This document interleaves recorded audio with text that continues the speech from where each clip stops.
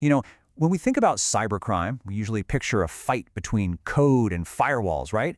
But the real story, the one that really gets to the heart of it, is all about the person sitting behind that keyboard. So today, we're not just looking at what they do, but digging into the why. We're peeling back all those digital layers to really explore the human side of hacking. And that brings us to this question right here. Because if you really want to understand cybercrime, you first have to understand the mind that's committing it. We're about to see how a hacker's greatest weapon isn't some software vulnerability, but a human one.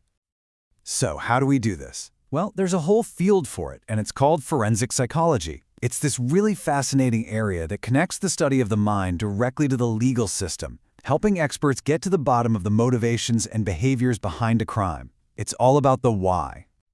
And get this, the history here is actually pretty cool. The term forensic takes us all the way back to ancient Rome, to the public forum where they argued legal cases. It's just a powerful reminder that even in our super digital world, the need to understand why people do what they do is fundamentally human. Okay, but why is this so critical for cybercrime specifically? Well, think about it. Unlike a traditional crime scene, there are often no fingerprints, no DNA, nothing physical at all. The entire crime scene is just data. And that makes psychological analysis one of the most powerful tools we've got to figure out the why behind an attack and hopefully stop the next one from happening. So, to get inside the mind of a cybercriminal, forensic psychologists use a few core frameworks. You can think of these as the cybercriminal's playbook, the underlying rules that pretty much govern their actions.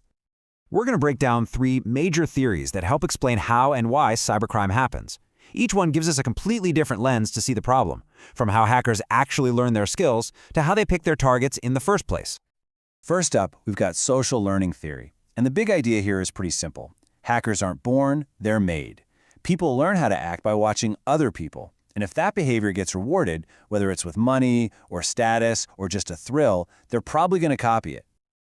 And this is where the internet becomes, well, the perfect training ground. You've got hacking forums and Discord servers that basically act like digital classrooms where new hackers learn the ropes from more experienced ones. They see other people getting paid, getting respect, and that just reinforces the whole cycle. A perfect and pretty recent example is the Lapsus group, a bunch of teenagers who learned everything they knew from these kinds of online spaces. All right, next up is rational choice theory. Now, this theory suggests that a lot of cybercrimes aren't just random acts of chaos. They're actually the result of a cold, calculated decision. The criminal literally weighs the rewards against the risks and makes what they see as a logical choice. And for a cybercriminal, this calculation is often dangerously simple, right? The potential rewards, we're talking money, data, causing disruption, they're huge. And the risk, well, thanks to anonymity and being halfway across the world, they often see the risk of getting caught as incredibly low. So, when the benefits seem to totally outweigh the costs, the math just makes sense to them. They hit go. Our last theory, routine activity theory, gives us this incredibly powerful formula for when a crime actually happens. See, it's not just about the criminal, it's about the situation. Crime happens when you get these 3 things lining up at the exact same time: a motivated offender, a vulnerable target, and nobody there to stop them. It's like a recipe for disaster. And you can see this formula play out perfectly across different kinds of attacks. For a phishing email, you've got the scammer, the unaware person, and no email filter. For ransomware, it's the hacker, the business with bad security, and no threat detection. In every single case, it's the same 3 ingredients coming together that lets the crime happen. And we all saw this play out on a massive, global scale with the WannaCry ransomware attack back in 2017. You had motivated hackers who wanted Bitcoin. You had millions of suitable targets, all these organizations running outdated software, and you had a widespread absence of a guardian, which in this case was just the simple act of applying a security patch. It was the absolute perfect storm for a cybercrime epidemic. So these theories, they give us the what. But to really understand the who, we need to see them in action. So let's dive into the mind of one of history's most notorious hackers, Kevin Mitnick. His story is basically a masterclass in the psychology we've been talking about. Now, before we get into Mitnick's story, you got to realize that hacker motivations are all over the map.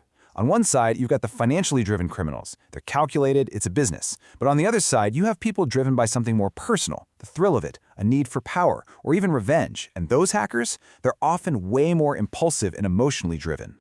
And that brings us right to Mitnick himself. I mean, this quote just says it all, doesn't it? For him, it was never, ever about the money. It was about the challenge, the pure excitement, and that sense of power he got from breaking into systems that nobody else could. It was an addiction for him. His journey was absolutely legendary. I mean, he started as just a curious teenager, then became a master of tricking people to get access, and eventually ended up as the FBI's most wanted computer criminal.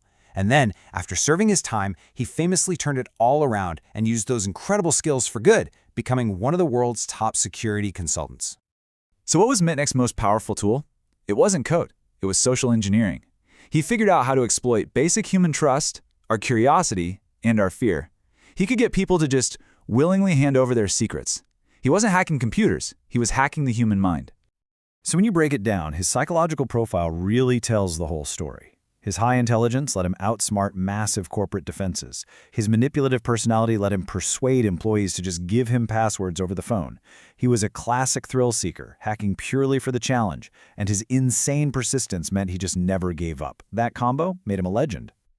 Okay, so understanding all this theory in a case like Kevin Mitnick's is one thing, but what does it actually mean for us, for you? Because the final and most important step is turning all this knowledge into action.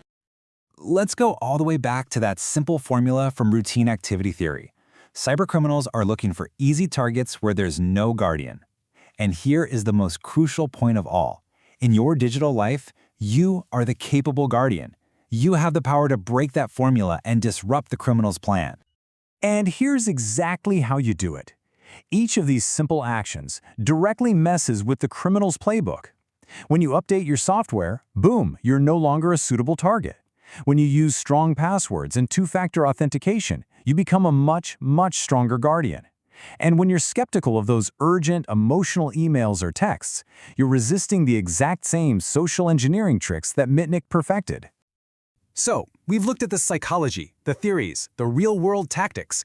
We've seen that so often, our greatest vulnerabilities aren't technical at all. They're human. The only question left is for you. Now that you know how they think, what's your next move?